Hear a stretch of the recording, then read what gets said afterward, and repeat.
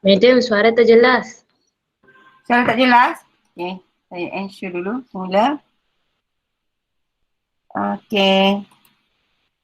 Okay, so basically dekat Malaysia, okay, kita ada Dengar? jenis pendaftaran lah. Kita ada jenis pendaftaran tapi ia takluk kepada mengikut akta mana-mana. Okay, kita tengok bisnes model mana yang kita nak guna. Okay, ada 6 pilihan kan. Okay, pilihan yang pertama starting, okay, sampailah kepada family business. Alright, sampailah juga kepada NGO. Ingat tak, yang ke-6 iaitu NGO. Biasanya dan NGO ni biasanya kita akan menggunakan bisnes tersebut dalam bentuk koperasi contohnya. Jadi bila bentuk koperasi maka kita akan tertakluk kepada Akta Cooperation 1948.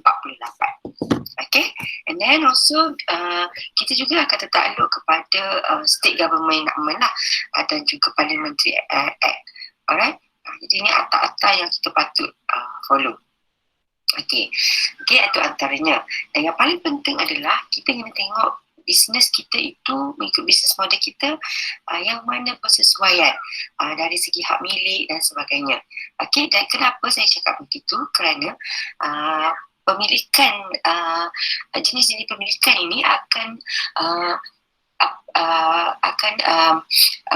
memberi hala tuju kita nak ikut akta mana dan prosedur mana yang kita harus ikut. Okay, jadi yang paling biasa lah, bisnes yang biasa orang buat adalah bisnes yang sendirian, so proprietor business, okay, ataupun juga bisnes secara partnership. Okay, bisnes yang partnership lah, perkongsian. Jadi sekiranya bisnes yang kita nak daftar tu dalam dua bentuk tersebut, iaitu sole proprietor ataupun juga partnership business, okay, kedua-duanya tertakluk kepada Business Registration Act Amendment 1978 lah. Okay, jadi yang ni dia tertakluk kepada di bawah SS Act, tertakluk kepada Business Registration Act sahaja. Alright, dan tapi ia juga berbeza, okay, sekiranya kita nak menghasilkan satu company, bukan syarikat enterprise. Maafkan saya, tadi tu superproprietor dengan partnership tu, okay, lebih dikenali sebagai enterprise lah, right? So kalau yang kedua, apabila kita nak menghasilkan satu company, okay, yang mana company ini dia tertakluk kepada 1965 lah, atas 1965, dan ada recent lagi 2006 maksud silap. Okay, jadi companies ini bila nama company, dia biasanya terbahagi kepada 3 jenis pemilikan, iaitu pemilikan limited company by share. Okay, bila company dia akan ada pemilikannya secara saham, pemilikan saham lah. Okay, jadi biasanya company ni bila company dia ada 3 jenis pula. Okay, mengikut pemilikan lah. Mengikut limitasi pemilikan share masing-masing. Okay, pertama namanya adalah limited company by share, yang kedua limited company by guarantee, dan juga unlimited company. Nanti kita akan tengok apa perbezaan antara ketiga-tiga ni. Dan di bawah limited company by share ini akan ada limited company by share ni yang perkongsian, lebih bahasa laymannya perkongsian saham lah. Okay, dalam satu-satu company tu, okay, berapa pemilikan saham? Kalau normalnya adalah 100% kan, jadi berapa persen share tersebut dikongsikan bersama-sama dengan ahli-ahli partnership. Okay, company ni dia tak boleh duduk seorang, dia kena ada partnership. Okay, jadi limited company by share ni pula dia terbahagi kepada 3, iaitu private limited company, public limited company, dan juga foreign owned company. Okay, kita boleh tengok kelebihan dan kekurangannya dan perbezaannya. Okay, so kenapa kita perlu mendaftar, ya, dan kita perlu memilih untuk kita mendaftar mengikut legal structure ni. Okay, kerana macam saya kata tadi, dia berbeza dari segi ownership structure ataupun business form lah. Okay, jadi perlunya kita choose a legal structure yang bersesuaian. Choices termasuklah yang tadilah, ya, limited companies, limited liability companies, partnerships, superproprietors, proprietorship, okay, superproprietorship, corporation, non-profit and cooperative. So this decision sebenarnya hinges on liability issues. Dia akan berbeza Kalau dari ada segi soalan liability tanya. issues, tax obligation, investment needs and other factors lah. Okay. So yang penting dia kena bersesuaian dengan organisasi yang kita pilih. Okay.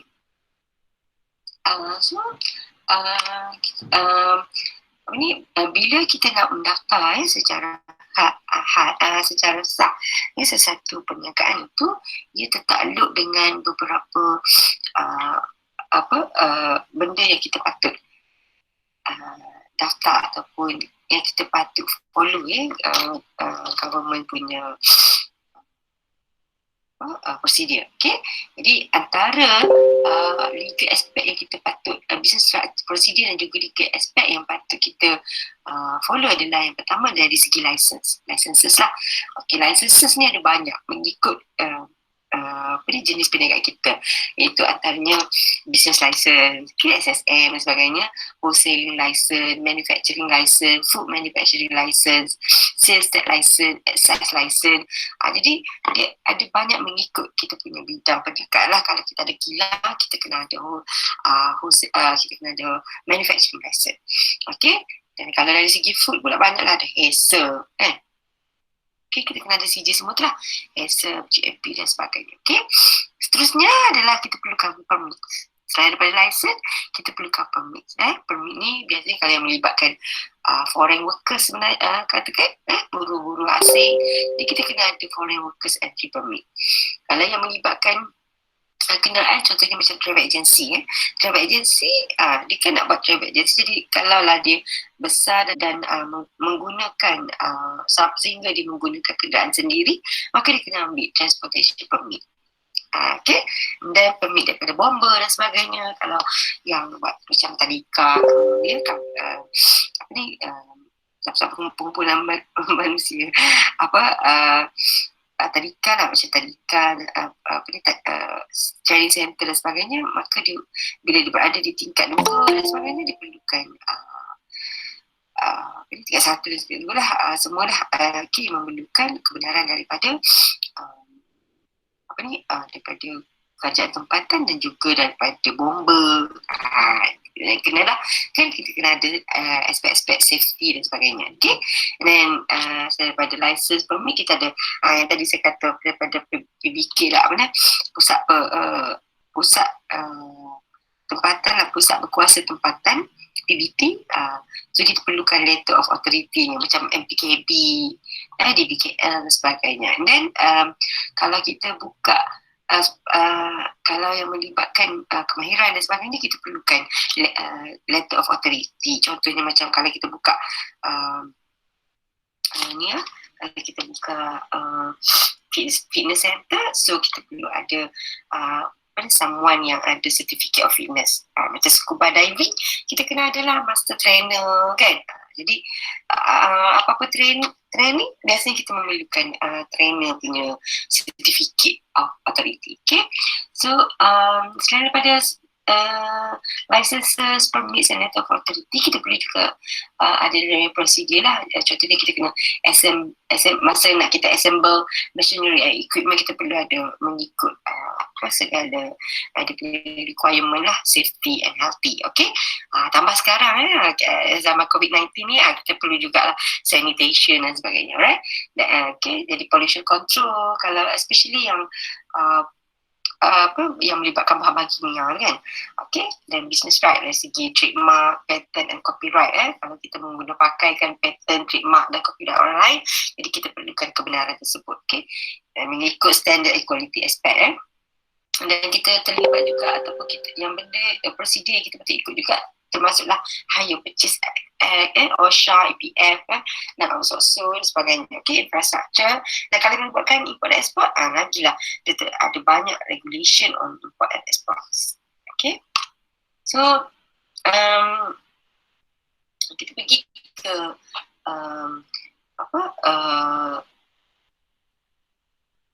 kita pergi ke slide seterusnya. Okay, macam saya kata tadi, okay, ingat tak kita ada beberapa jenis ataupun form of business. Okay, jadi yang pertama adalah sole proprietor, persendirian. Senang saja. Okay, so proprietor ni yang berbeza dengan orang lain adalah dia solely a business which is solely owned by one person only. Hanya dipunyai oleh seorang saja. One person where management rests on that individual whose liability is unlimited. Maknanya dia seorang, sebabkan dia seorang, maka segala bendanya tertakluk kepada dia. Okay, keuntungan pun dia hanya dapat seorang-seorang, risiko pun dia tanggung seorang-seorang. Okay, so it's own. Solely owned by one person. Okay, dan biasanya dia punya ciri adalah, biasa ulang balik dia established, di own, di funded and managed by only one person. Okay, and dia tertakluk kepada Business Registration Act 1959, and biasanya jenis-jenis begini type of this business is easily established and formed. Okay, example yang sendirian ni adalah minimarket, restoran, burger kiosk dan sebagainya. Okay. Alright, so advantage and disadvantage-nya macam kita boleh tengok sebenarnya kalau di perseorangan biasanya dia akan easy to start, and then registration pun relatively inexpensive, hanya RM70 saja. Okay, and then dibayar setiap tahun pun RM70. Okay, few government regulation tak tertakluk kepada regulation sangat, can make quick decision sebab dia seorang, dia tidak memerlukan pendapat orang lain, so can make quick decision and entitled to all the profits. Okay, dan disadvantage dia adalah difficult to raise enough money. Ialah sebab dia seorang kan, kalau modal berniaga RM30,000, so seorang lah dia kena dapatkan RM50,000, so quick, agak lambat lah kan. So not share responsibility kalau apa-apa kekurangan ataupun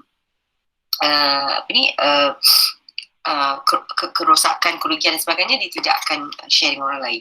So no way to limit personal legal liability. Okay, sebab dia seorang ni kan, jadi no one to offer encouragement, tak ada orang yang nak menyokong dan memberi pendapat sebagai partner. So all profit earns are taxed personally, dan segala pendapatan yang didapat dia akan di tax secara personally. Okay, bila LHDM lah 3 tu kan kena masuk dalam di bawah individunya tax. Okay, jenis yang kedua ni di bawah Akta Business Act 1965 ni adalah partnership. Biasanya yang kita tengok yang dua ni kan, so proprietor dengan partnership ni biasa enterprise lah. Okay, jadi this form of business structure is defined as a business where several individuals agree to trade jointly and to carry on a business with a view to making profit. Okay, so partnership ni biasanya ahli yang terlibat dah lebih daripada 2 orang. Okay, so maximum number of partners is 20. Maaf saya, ahli terlibat dah lebih daripada seorang lah. Kalau seorang dia jadi sole proprietor, masuk 2 orang dan ke atas, biasanya tak lebih daripada 20, maka dia adalah partnership lah ahlinya. Okay, so partnership are governed by the Partnership Act lah. Okay, so apa yang ciri-cirinya adalah profit and losses are share equally. Okay, kalau ada untung kerugi ke, dua-dua tu kena share bersama. So no interest is payable on partners capital. Okay, apa saja macam yang tadi kan kita perlukan RM50,000, jadi katakan setiap orang RM25,000 seorang kan. Jadi dua-dua tu tidak harus menggunakan interest kepada syarikat tersebut. Okay, every partner is entitled to participate in the management of the business. Okay, tak boleh duduk sajalah, maksudnya kena dua-dua tu menguruskan bisnes tersebut. Okay, no partner is entitled to salary for participating in the business. Okay, kalau dia bertindak sebagai partner, maka dia tidak boleh dia tidak sepatutnya lah mendapat gaji. Okay, sebab dia ada partner. Tapi sekiranya dalam syarikat tersebut, syarikat yang sama, tapi dia memainkan peranan sebagai contohnya sales manager, okay? Ataupun kita kata marketing manager ataupun operation manager, maksudnya kita bagi dia tugas bukan hanya sebagai partner, tapi dia sebagai pekerja juga dalam tu, maka dia harus mendapat gaji lah. Tapi sebagai partner, biasanya dia tidak akan diberikan gaji, dia hanya diberikan keuntungan saja. Okay, a sponsor of any partner must be in the form of express agreement between the partner concerned. Apa-apa saja keputusan dan sebagainya perlu mengikut persetujuan daripada kedua-dua pihak. Berapalah kalau 20 orang, 20 pihak. Okay, so introduction of new partner must be by an unanimous consent from all existing partners. Sama juga kan, kalau semua orang tidak bersetuju, maka tidak boleh masukkan partner baru. Okay, jadi kena persetujuan. Alright, so advantage and disadvantage dia berbeza dengan partner. Kenapa you tak cakap? Nampak macam mana? Ke dia boleh? Presenter view. Kat mana tadi? Tak boleh tengok madam. Slide tu tak boleh tengok. Tak boleh tengok satu-satu. Dia keluar banyak-banyak gitu. Ya madam. Keluar banyak. Kenapa senyap dia semua orang? Okey, kita slide nombor berapa ni? Madam ekor. Yelah, saya pasang 2 sebab saya nak emit kawan awak ni. Tak apa. Berapa ni? Slide nombor berapa sekarang? 4. Nombor 6 Okey, Partnership. you kau ni. Partnership. Okey, sekejap. Partnership. Okey, tengok deh presenter view. Tengok. Keluar macam mana? Jadi yang kedua ni, di bawah kata Tak keluar. 65 ni, Keluar banyak. biasanya yang kita tengok Macam mana masalah pula ni. Sabar ya. Madam. Terfikir. Macam mana nak buat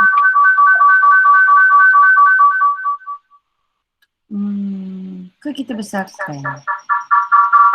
Boleh kot? Ini? Yang ni macam mana? Nampak macam mana? Boleh nampak madam. Nampak sebiji slide lah kan? Ya, boleh nampak. Right. Okay, saya senang Okay. Ada banyak bunyi madam. Apa dia? kata business card. Ada banyak bunyi. Banyak menu? Biasanya yang tengok yang dua ni kan, so proprietor. Dia tak keluar satu ya? Okay, jadi this form of business Dah keluar madam satu-satu. several individuals agree Dia keluar banyak? to carry on a business that are view to making. Tak boleh Okay, tengok dah madam. Dah nampak dah? Okay. lebih daripada 2 orang. Boleh proceed Okay, so maximum number of partners is 20. Maaf saya. Ahli terlibat yang lebih daripada seorang lah. Kalau seorang dia jadi sole proprietor, masuk 2 orang dan ke atas, biasanya tak lebih daripada 20 dulu, maka dia adalah partnership lah ahlinya. Okay, so partnership are governed by the Partnership Act lah. Okay, so apa yang ciri-cirinya adalah profit and losses are share equally. Okay, kalau ada untung ke rugi ke, dua-dua tu kena share bersama. So no interest is payable partners capital. Okay, apa saja macam yang tadi kan kita perlukan 50,000, jadi katakan setiap orang 25,000 seorang kan. Jadi dua-dua tu tidak harus mengenakan interest kepada syarikat tersebut. Okay, every partner is entitled to participate in the management of the business. Okay, tak boleh duduk sajalah, maksudnya kena dua-dua tu join menguruskan bisnes tersebut. Okay, no partner is entitled to salary for participating in the business. Okay, kalau dia bertindak sebagai partner, maka dia tidak boleh dia tidak sepatutnya lah mendapat gaji. Okay, sebab dia ada partner. Tapi sekiranya dalam syarikat tersebut, syarikat yang sama, tapi dia memainkan peranan sebagai contohnya sales manager kan, ataupun kita kata marketing manager ataupun operation manager, maksudnya kita bagi dia tugas bukan hanya sebagai partner tapi dia sebagai pekerja juga dalam tu, maka dia harus mendapat gaji lah. Tapi sebagai partner, biasanya dia tidak akan diberikan gaji, dia hanya diberikan keuntungan saja. Okay, a sponsor of any partner must be in the form of express agreement between the partner concerned. Apa-apa saja keputusan dan sebagainya perlu mengikut persetujuan daripada kedua-dua pihak. Berapalah kalau 20 orang, 20 pihak. Okay, so introduction of new partner must be by an unanimous consent from all existing partners. Sama juga kalau semua orang tidak bersetuju, maka tidak boleh masuk ke partner baru. Okay, jadi kena persetujuan. Alright. So advantage and disadvantage dia berbeza dengan partnership tapi dia lebih kurang sama. Berbeza dengan sole proprietor, lebih kurang sama saja, tapi advantage dia macam biasa sebab dia bawah enterprise kan, jadi dia easy to set up. Hanya perlukan few formalities and the owner is not required to disclose business affair to general public. Tak perlu dia nak disclose dia punya business ni kepada semua orang lah. Okay, contribution to capital can be increased by enlisting additional partners. Kalau ramai partner, kalau tadi 50,000, bolehlah seorang 25,000 kan. Kalau ada 3 partner dah dapat 75,000 jadi banyak daripada yang boleh buat. The risk can reduce each partner will share the risk lah. Maksudnya risiko tu berkurang lah sebab kita share antara each other kan. Bukan kepada seorang saja. And then bila ramai ni dia ada banyak idea, skills dan sebagainya, maka dia akan menghasilkan better management through combination of skill, knowledge and experience of each individual partner. Okay, but for disadvantages of this type of business adalah each partner is liable to for the debt of the business. Ni kekurangan dia. Kalau hutang ditanggung bersama regardless of which partner is at fault lah. Kalau macam dia ada partner 2 orang, yang seorang ni bawa lari duit so you pun termasuk sama. Jadi tapi kita ada precaution sebenarnya. Maksudnya kita daripada awal lagi kita patut buat agreement lah. Agreement yang sepatutnya, dan sebab tu bila buat perkongsian ni kita kena betul-betul macam ni mengikut legal lah. Maksudnya kalau kita patut ada perjanjian antara kita dan partner-partner kita pun secara sah okay, untuk mengelakkan risiko. Sebab disadvantage dia adalah each partner is liable for the debt of the business. Hutang tadi akan ditanggung oleh setiap orang. Okay, risk of personal clash between partners. Inilah gaduh ke apa ke kan, masalah personal crisis dia akan menyebabkan kesan kepada partnership. Okay, the debt of bankruptcy for any partner automatically dissolve a partnership unless there is an agreement otherwise. Jadi macam tadi yang poin yang ke atas tadi lah. Maknanya kalau yang buat hutang ataupun bankrupt, jadi yang ni pun akan terlibat sama. Alright. Jenis-jenis tadi dah jelas Okay, kita ada limited liability partnership tadi. Lepas tu kita ada yang sole proprietor dengan partnership. Ke partnership tadi, yang ni kita perlu isi borang ni macam ni je, pergi ke SSM sekarang online lah. Okay, registration within 30 days from the date of commencement of the business. Okay, cara dia bila kita pergi ke SSM tadi nak isi borang ni, dan yang pentingnya yang ni, nampak tak? Dia ada trade name dengan personal name and branch kan. Kalau nama tu macam saya nak buka kedai runcit Gayah, nama saya Rogayah. Jadi dia sebagai personal name saja. So dia hanya bayar RM30 saja setahun. Macam you all lah. Namanya apa? Fauzan. Okay, Fauzan Enterprise. Jadi bayar RM30 sahaja. Tapi kalau nak menggunakan nama yang lain sikit, contohnya macam macam mana Maju Jaya Enterprise kan, nama Maju Jaya tu tak ada dalam nama IC kita. Jadi kita kena bayar sebagai trade name iaitu RM60 setahun, dan dia mengambil masa juga sebab dia nak tengok dulu bila you once hari ni you daftar. Okay, SSM akan cek dulu nama ni ada tak orang yang dah pernah daftar.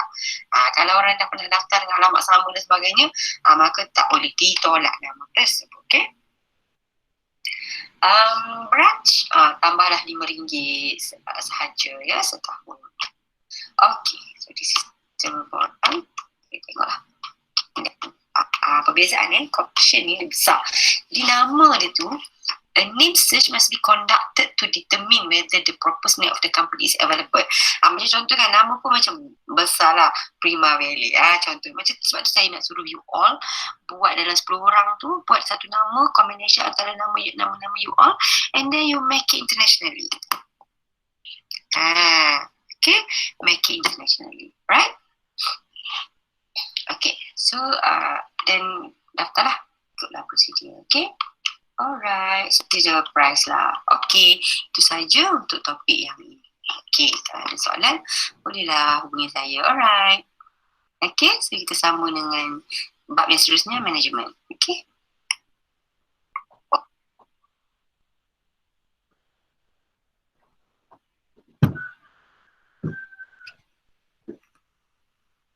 Okay. Macam mana you Soalan?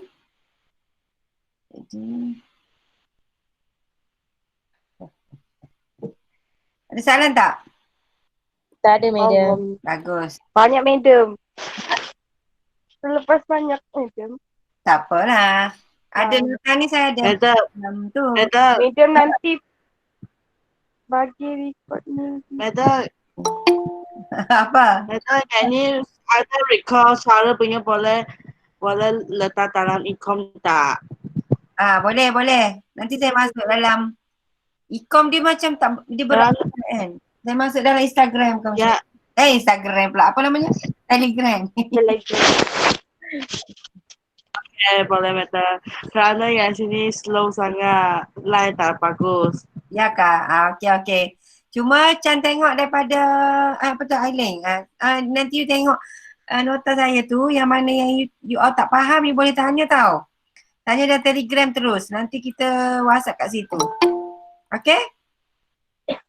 So now kat sini you nampak apa kat depan ni? You nampak slide saya lagi ke? Nampak. Tak, you nampak apa lagi? Sebab saya nak sambung satu lagi.